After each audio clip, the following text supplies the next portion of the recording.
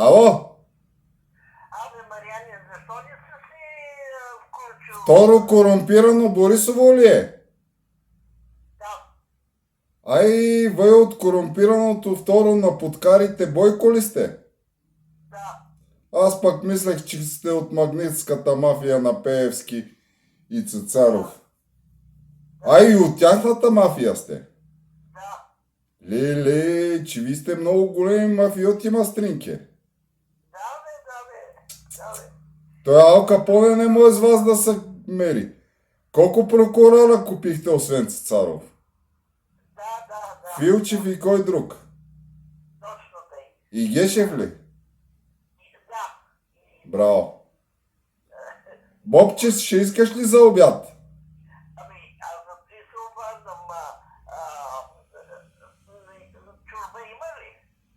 Боб, да. Не, Боб, от другата има ли? От другата не знам дали има. Добре, айди, Боб, не дай той. И викаш, никакви шансове да си върна американския бизнес няма. Изпрахте го. Машалата. Аферим на майка ти. Бежерме. Браво на вас. Какво стана с кюфтетата?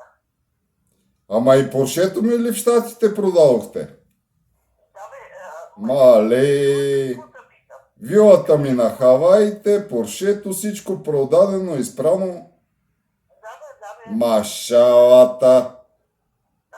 Такава... Че на Бойко само Барселона ли му купихте къща? Точно тъй. Лили. Кюфтетата какво стана? Не знам. В хладилника си. Изпържи ги. Значи, що ми откраднахте банкенската вила, на Боб няма кюфтета. Добре.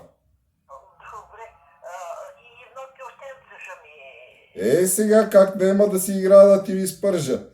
Га крадеца Борисов ми върне банкенската вила тогава. На скарата ги... Да, на Пецкари, айде.